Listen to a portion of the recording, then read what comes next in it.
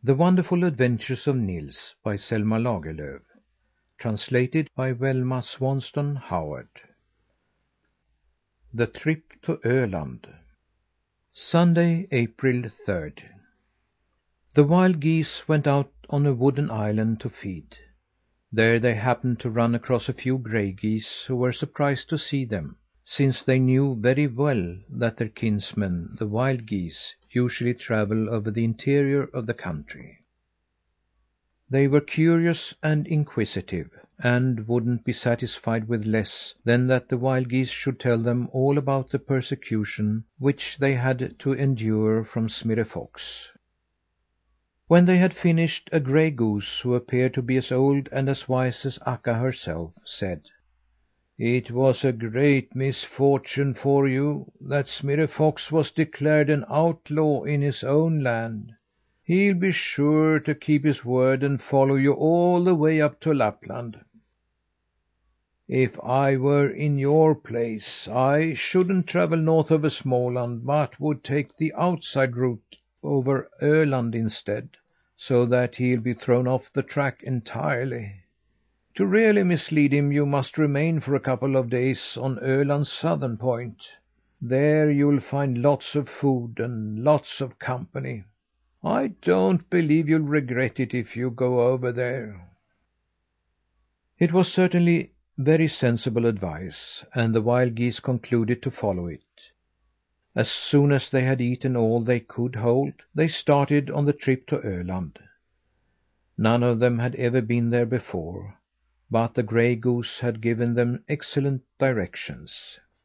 They only had to travel direct south until they came to a large bird track which extended all along the Blekinge coast. All the birds who had winter residences by the West Sea, and who now intended to travel to Finland and Russia, flew forward there, and in passing they were always in the habit of stopping at Öland to rest.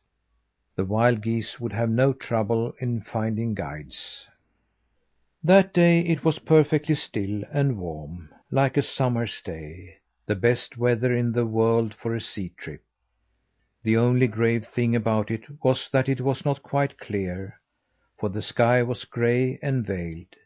Here and there were enormous mist clouds which hung way down to the sea's outer edge and obstructed the view.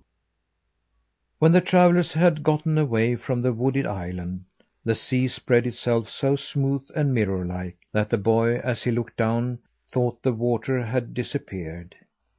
There was no longer any earth under him. He had nothing but mist and sky around him. He grew very dizzy, and held himself tight on the goose back, more frightened than when he sat there for the first time. It seemed as though he couldn't possibly hold on. He must fall in some direction. It was even worse when they reached the big bird track of which the gray goose had spoken. Actually, there came flock after flock, flying in exactly the same direction. They seemed to follow a fixed route. There were ducks and gray geese, surf scooters and guillemots, loons and pintail ducks and mergansers and grebes and oyster catchers and sea grouse. But now, when the boy leaned forward and looked in the direction where the sea ought to lie, he saw the whole bird procession reflected in the water. But he was so dizzy that he didn't understand how this had come about. He thought that the whole bird procession flew with their bellies upside down. Still he didn't wonder at this so much, for he did not himself know which was up and which was down. The birds were tired out and impatient to get on. None of them shrieked or said a funny thing, and this made everything seem peculiarly unreal. "Think if we have travelled away from the earth," he said to himself. "Think if we are on our way up to heaven." He saw nothing but mists and birds around him, and began to look upon it as reasonable that they were travelling heavenward. He was glad, and wondered what he should see up there. The dizziness passed all at once. He was so exceedingly happy at the thought that he was on his way to heaven and was leaving this earth. Just about then he heard a couple of loud shots, and saw two white smoke columns ascend. There was a sudden awakening and an unrest among the birds. "Hunters! Hunters!" they cried. "Fly high! Fly away!" Then the boy saw, finally, that they were travelling all the while over the sea coast, and that they certainly were not in heaven. In a long row lay small boats filled with hunters, who fired shot upon shot. The nearest bird flocks hadn't noticed them in time. They had flown too low. Several dark bodies sank down toward the sea, and for every one that fell, there arose cries of anguish from the living. It was strange for one who had but lately believed himself in heaven, to wake up suddenly to such fear and lamentation.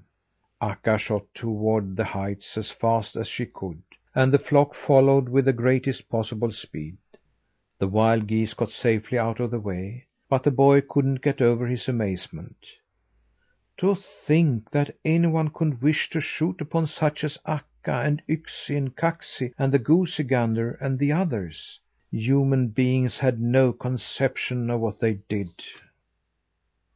So it bore on again, in the still air, and everything was quiet as heretofore, with the exception that some of the tired birds called out every now and then: "Are we not there soon? Are you sure we are on the right track?" Hereupon those who flew in the centre answered: "We are flying straight to Öland, straight to Öland." The gray geese were tired out, and the loons flew around them. "Don't be in such a rush!" cried the ducks. "You'll eat up all the food before we get there." "Oh, there'll be enough for both you and us," answered the loons.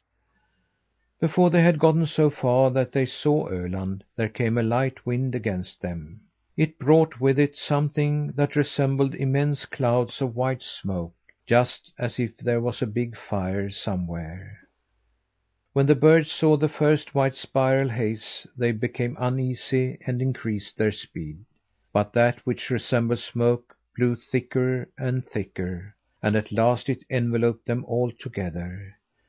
They smelled no smoke, and the smoke was not dark and dry, but white and damp. Suddenly the boy understood that it was nothing but a mist. When the mist became so thick that one couldn't see a goose length ahead, the birds began to carry on like real lunatics. All these who before had travelled forward in such perfect order began to play in the mist. They flew hither and thither to entice one another astray.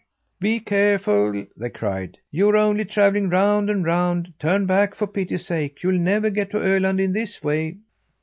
They all knew perfectly well where the island was, but they did their best to lead each other astray. "Look at those wagtails!" rang out in the mist. "They are going back towards the North Sea." "Have a care, wild geese!" shrieked someone from another direction. "If you continue like this, you'll get clear up to Rügen." There was, of course, no danger that the birds who were accustomed to travel here would permit themselves to be lured in the wrong direction. But the ones who had a hard time of it were the wild geese. The jesters observed that they were uncertain as to the way, and did all they could to confuse them. "Where do you intend to go, good people?" called a swan. He came right up to Akka and looked sympathetic and serious. "We shall travel to Öland, but we have never been there before," said Akka. She thought that this was a bird to be trusted. "Ah, it is too bad," said the swan. "They have lured you in the wrong direction.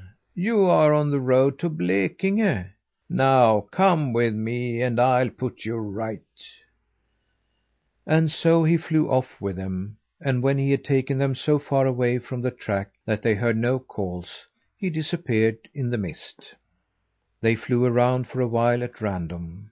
They had barely succeeded in finding the birds again when a duck approached them. "It is best that you lie down on the water until the mist clears," said the duck. "It is evident that you are not accustomed to look out for yourselves on journeys." Those rogues succeeded in making Akka's head swim. As near as the boy could make out, the wild geese flew round and round for a long time. "Be careful! Can't you see that you are flying up and down?" shouted a loon as he rushed by. The boy positively clutched the goosey gander around the neck. This was something which he had feared for a long time. No one can tell when they would have arrived, if they hadn't heard a rolling and muffled sound in the distance. Then Akka craned her neck, snapped hard with her wings, and rushed on at full speed. Now she had something to go by. The gray goose had told her not to light on Öland's southern point, because there was a cannon there, which the people used to shoot the mist with. Now she knew the way, and now no one in the world should lead her astray again. End of the trip to Öland.